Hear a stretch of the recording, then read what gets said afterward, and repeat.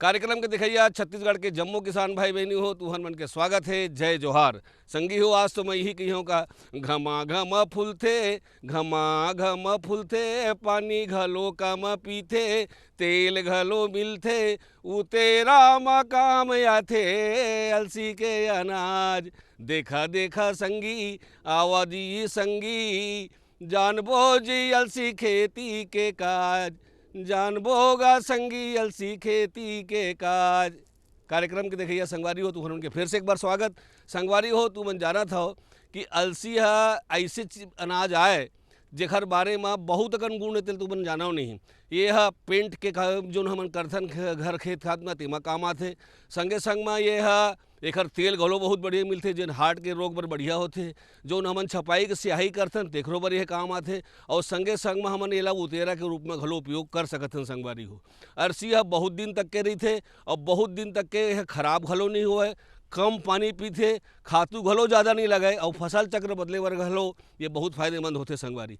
तो आज हम ओखरे स्थिति आज हम ये जानबो कि अरसी के उन्नत खेती कैसे करे जाए और अलसी के उन्नत खेती करे बर हमारे बीच में विशेषज्ञ के रूप में आज आए हुए डॉक्टर नंदन मेहता, इंदिरा गांधी कृषि विश्वविद्यालय के प्रमुख वैज्ञानिक। तो संगी हो अरसी के उन्नत खेती कैसे करे जाए ये विषय में जानकारी ले से पहली आवा एक छोटे से संदेश ले लेथन।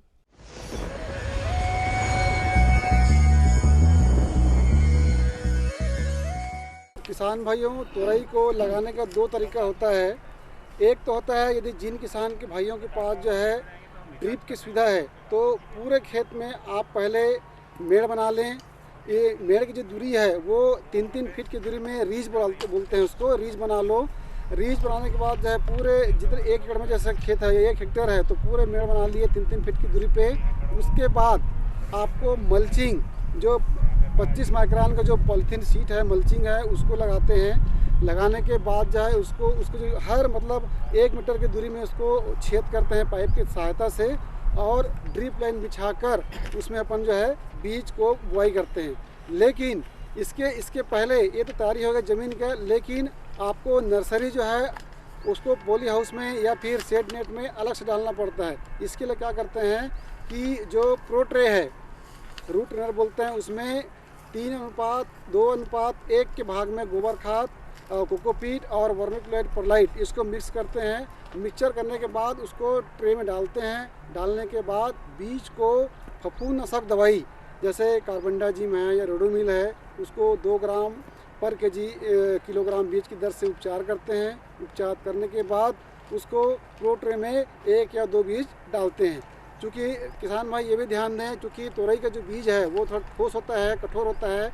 यदि रात भर उसको गुनगुने पानी में भिगोकर रख दें और सवेरे उसको जो है बीज उपचार करके उसको आप सीधा ट्रे में लगाएंगे, आप देखेंगे कि लगभग 3 से 4 दिन में जो है पूरा जो उसका अंकुरण आ जाएगा। और तो उसको जो है आप बढ़िया पानी देते रहें। इस प्रकार से पूरा अंकुरण आने के बाद आपको समय समय पर सिंचाई करते रहना है। ये लगभग जो है 15 से 20 दिन बाद जो है आपका पौधा लगाने लायक हो जाता है। तब किसान भाइयों जो आप ज़मीन तैयार की हो, जहाँ पे होल की हो, वहाँ पे आपको छेद बनाए हो वहाँ पे आप गोबर खाद DAP और पोटास की मात्रा डाल के उस पौधा को लगाना चाहिए।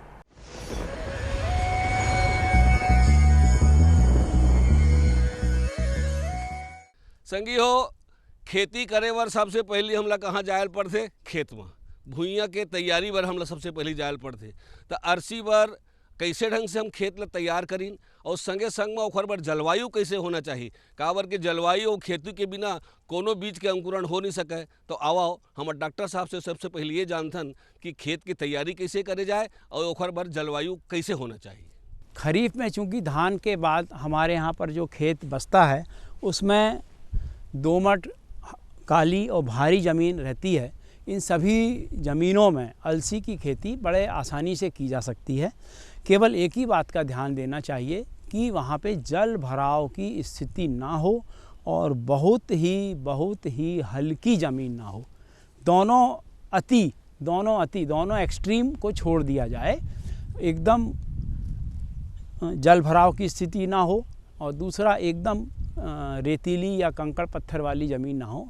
इसके अलावा सभी प्रकार की भूमि में अलसी लेना लाभप्रद पाया गया है। जहाँ तक कि जलवायु का सवाल है, जलवायु हमारे यहाँ जो अधिकतम बुआई के समय तापमान 20, 22, 25 डिग्री रहता है, काफ़ी उपयोगी है। और जैसा कि आप लोग यहाँ फसल को एक फ़ोटो के रूप में, पिक्चर के रूप में एक अच्छे सीधे सीधे आप देख रहे हो, तो उससे आप अंदाज़ा लगा सकते हो कि छत्तीसगढ़ की जलवायु कितनी अच्छी है, कितनी उपयोगी है अलसी की फसल हेतु। इतना सुंदर आपको खेत देख के आपका मन प्रसन्न हो जाएगा और मन खुशी होगा। तो यहाँ पर किसी भी प्रकार की आपको भूमि हो और पूरी जलवायु उत्तर, मध्य और दक्षिण तीनों में आप अलसी की खेती धान के बाद या मौका लगे तो सोयाबीन के बाद लगा सकते हैं और आपको लाभदायी साबित होगी। जहाँ तक कि अपन ने ज़मीन की तैयारी का प्रश्न है, एक बहुत बड़ा सिद्धांत है, मोटा दाना मोटा खेत, पतला दाना पतला खेत।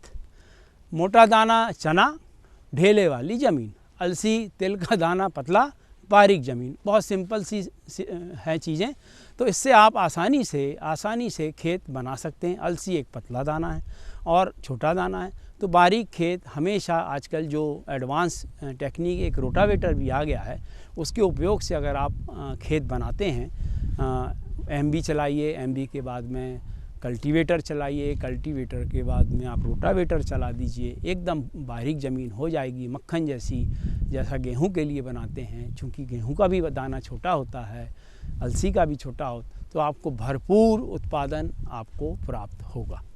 संगी हो, जब तक के बीजा अच्छा नहीं होही तब तक के अच्छा पौधा हो नहीं सके। तो ओखरे सेती हमन ह अलसी के खेती बर हमर बीजा ला कौन सा प्रकार के होना चाहिए, कौन कौन किस्म के बीजा होना चाहिए, ओखर का नाम होना चाहिए। संगे संग में यहूल जानना जरूरी है कि अलग अलग जो बीजा है तेन मन ह हेक्टेयर के हिसाब से अलग अलग मात्रा में लगथे। तो अलसी के खेती बर हमर बीजा के मात्रा कैसे होई, बीजोपचार करना घलो ओखर बर फायदेमंद हवय कि नहीं है, और ओखर बोए के तरीका है। काबर कि चना ला अलग ढंग से बोथन, धान ला अलग ढंग से बोथन, तो अलसी ला कतका कन बोएल लगही। और अलसी ह चूँकि बहुत चिक्कन और बहुत छोटे दाना होते, तो एकर बोए बर एक विशेष तकनीक घलो होते संगवारी हो। तो अलावा जानिन अलसी के बीजा कौन सा हो और ओखर बोए के तरीका का होना चाहिए। यहाँ पर अब मैं किसान भाइयों को उन्नत बीज, उन्नत प्रजातियों के बारे में बताना चाहता हूँ। इंदिरा गांधी कृषि विश्वविद्यालय रायपुर इस हेतु किसानों के लिए लंबे समय से वर्ष 1968 से कार्य कर रहा है। यह अनुसंधान परियोजना, अलसी अनुसंधान परियोजना वर्ष 1968 से रायपुर में कार्यरत है। इसमें लगभग 16 नई प्रजातियां निकाली जा चुकी हैं, जो कि देश के सभी राज्यों में अनुकूल पाई गई हैं और इनका उत्पादन अच्छा आया है। जहाँ तक नई प्रजातियों का सवाल है, जो बताना चाहता हूँ, RLC 133 सफ़ेद फूल वाली है, RLC 92, RLC 143, RLC 153, RLC 148, ये 4-5 जातियाँ अभी पिछले 2-3 वर्षों में अनुमोदित हुई हैं। इनका उत्पादन लगभग वर्षा आधारित खेती में 12 से 14 क्विंटल प्रति हेक्टेयर आ रहा है। उतेरा में लगभग 5 क्विंटल के आसपास आ रहा है और सिंचित अवस्था में लगभग 20 क्विंटल तक उत्पादन लिया जाता रहा है। इसके पश्चात यहाँ पर कुछ और जातियाँ अन्य राज्यों के लिए निकली हैं, RLC 164, 167, 161 आदि। तो इन सब जातियों का महत्वपूर्ण योगदान हमारे इंदिरा गांधी कृषि विश्वविद्यालय द्वारा कृषकों के लिए लगातार प्रदान किया जा रहा है। और अब मैं इसको खेती का, बुआई का तरीका भी संक्षिप्त में बताना चाहता हूँ। जैसा कि बारीक खेत तैयार हो गया है, अब आप इसको 30 सेंटीमीटर कतार से कतार की दूरी में बुआई कर सकते हैं। इसके पश्चात इसमें आप लगभग अगर कर सकते हैं तो 7-8 से 10 सेंटीमीटर पौधे से पौधे की दूरी को रख सकते हैं। ये थोड़ा कठिन कार्य है। इसको थिनिंग के द्वारा या पौधे निकालने के पश्चात हफ्ते भर के बाद इस दूरी को मेंटेन किया जा सकता है। तो इसके बारे में मैंने आपको लगभग 19 जातियाँ जो कि मैंने बताई हैं, 16 प्रजातियाँ निकल चुकी हैं जो कि R1 से R167 तक हैं।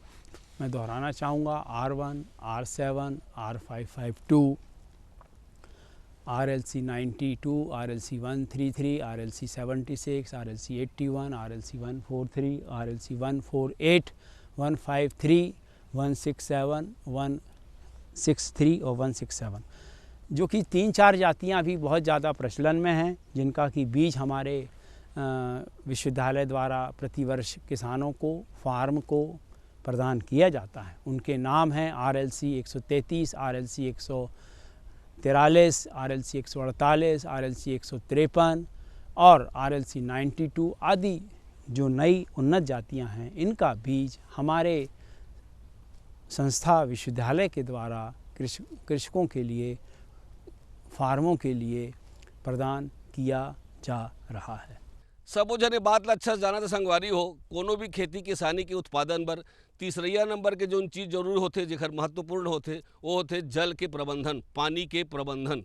तो अरसी बर पानी कैसे लगी, ज़्यादा पानी लगी कि कम पानी लगी, और एमा छींचे बर, एमा पानी दे बर कौन सा पद्धति बढ़िया होते, स्प्रिंकल अच्छा होही कि टपक विधि अच्छा होही कि नाली की विधि से होही।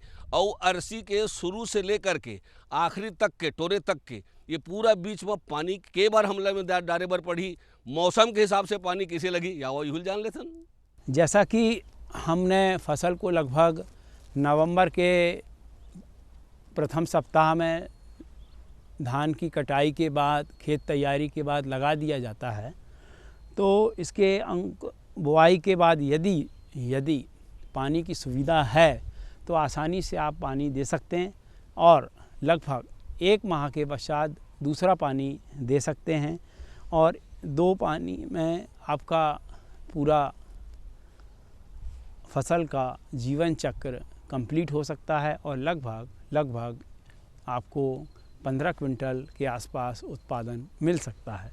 तो इस तरीके से आप इसकी बुआई, सिंचाई, मतलब बहुत ही लो कास्ट फसल है, बहुत कम लागत वाली फसल है और बहुत ही अधिक उत्पादन वाली, अधिक पैसे वाली फसल है। इसलिए इसको गोल्ड फसल या चमत्कारी फसल के रूप से भी पुराने समय में और अभी भी जाना जाता है। संगी हो, ये जो हम अरसी के खेती के जो विषय है तेकर चर्चा तो जारी रही करी। आओ किसान नंबर एक बहुत लाभकारी संदेश ले लेते हैं।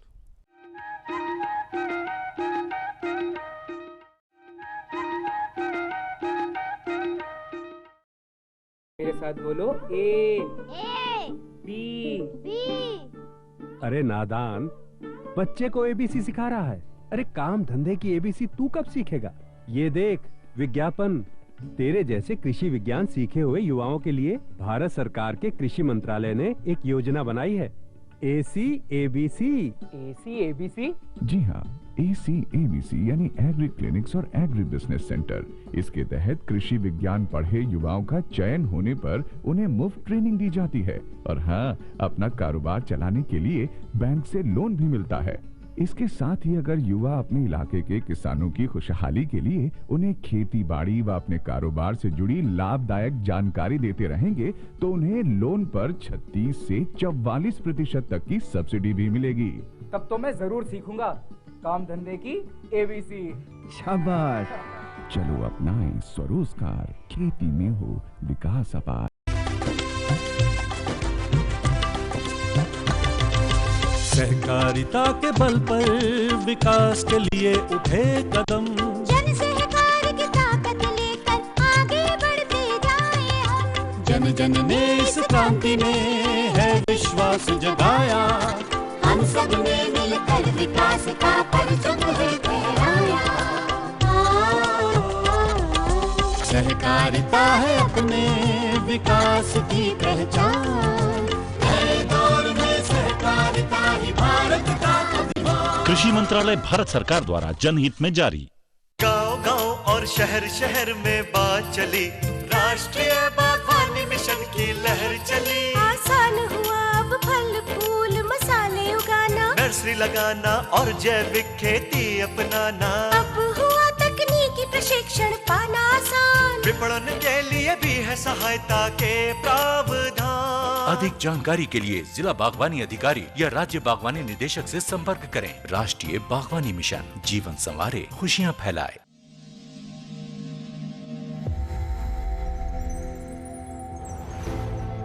आत्मनिर्भर किसान, भारत की शान। उत्पादन में आत्मनिर्भर होने के साथ साथ फसल की कटाई के उपरांत उपज की हानि को रोकने, ग्रामीण क्षेत्रों में रोजगार सृजन करने और बीज से बाजार तक के विजन को मजबूती देने के उद्देश्य से 1 वर्ष पूर्व माननीय प्रधानमंत्री श्री नरेंद्र मोदी जी ने एक महत्वाकांक्षी केंद्रीय योजना एग्रीकल्चर इंफ्रास्ट्रक्चर फंड की शुरुआत की। इस आधुनिक इंफ्रास्ट्रक्चर से कृषि आधारित उद्योग लगाने में एक बहुत बड़ा बदलाव आएगा और बहुत बड़ी गति आएगी। साथियों, अब हम उस स्थिति की तरफ बढ़ रहे हैं जहां गांव के कृषि उद्योगों से फूड आधारित उत्पाद शहर जाएंगे और यही तो आत्मनिर्भर भारत अभियान का संकल्प है। एग्रीकल्चर इंफ्रास्ट्रक्चर फंड से पात्र लाभार्थी गोदामों का निर्माण कर सकते हैं, छटाई या ग्रेडिंग इकाई, पैकिंग हाउस, सप्लाई चेन और कोल्ड चेन जैसी सुविधाएं या फिर प्राथमिक कृषि प्रसंस्करण केंद्र की स्थापना कर सकते हैं। इस योजना के तहत पात्र लाभार्थियों को 2 करोड़ रुपए तक के ऋण पर अधिकतम 7 वर्ष के लिए ब्याज में 3% तक की छूट दी जा रही है। ऋण पुनर्भुगतान के लिए 6 महीने से 2 वर्ष तक मोरेटोरियम की सुविधा भी उपलब्ध है।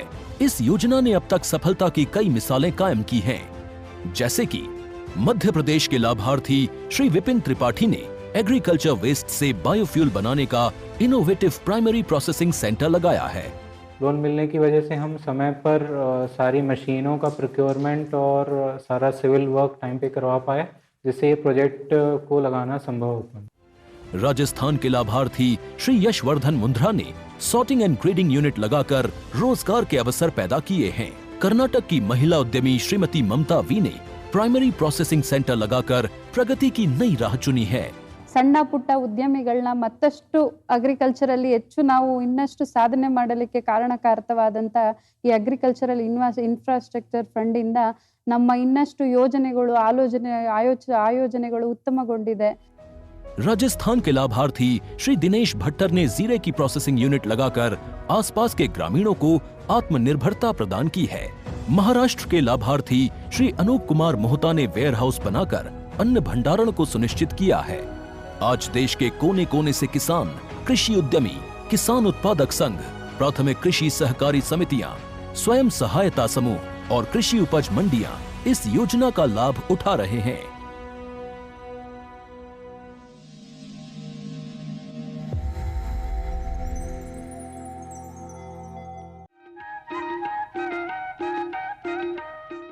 संदेश के बाद संगवारी हो तुहर मन के फिर से आपके मन के स्वागत में करत हूँ। आओ हमार जो अरसी के उन्नत खेती के चर्चा है तीन लागू बढ़ाइन। अब जानबो हम चौथैया नंबर पर खातू और माटी कैसे लगी है, कतका करे में खाद देवर पड़ी, कौन कौन प्रकार के खातू एम देना चाहिए, कतका मात्रा में देना चाहिए और खातू दे के विधि काबर होए, काबर की भी संगी हो। बिना खातू के तो बढ़िया बीजा या कोई भी उत्पादन ला बढ़िया ढंग से ले नहीं सकन। तो जैविक खातू अच्छा है कि और कौन कौन खातू लगी, आवा जान ली ना हमारे डॉक्टर साहब से। जैसा कि हर फसल में भोजन की आवश्यकता होती है, तो ये अलसी एक ऐसी फसल है जिसमें बहुत कम भोजन लगता है। लगभग नाइट्रोजन 20 किलो प्रति हेक्टेयर और 40 से 60 P2O5 फास्फोरस और लगभग 30-40 kg के लगता है। और इसको खेत के तैयारी के समय, बुआई के समय डाल के अच्छा उत्पादन लिया जा सकता है। यदि उपलब्ध हो तो गोबर खाद आपके पास में 10-12 ट्राली गाड़ी अगर मिलवा दिया जाए तो उत्पादन में और अधिक लाभ प्राप्त किया जा सकता है। और संगे संग में संगवारी हो खरपतवार एक ऐसे चीज आए जिन हमार खातुअल घलो खा लेते, हमार पानी घलो खा लेते और हमार बीजा मन ला हमार उत्पादन ला कमजोर करते। तो एमा खरपतवार होई तेला कैसे दूर करना है खुल जानथन। जहाँ तक कि खरपतवार का प्रश्न है तो यहाँ पर इसमें एक मेट्रोविज़ोल करके आता है जो कि 100 रुपये का एक पैकेट है। उसका 2 ml प्रति लीटर पानी के हिसाब से इसका उपयोग करके खड़ी फसल में डालने से खरपतवार नियंत्रण हो जाता है। संगियो संसार में जतका जीव है जोन मन हरियर है जोन जियत है तेमा रोग और कीटाणु लगे के संभावना पूरी तरह से रही थे।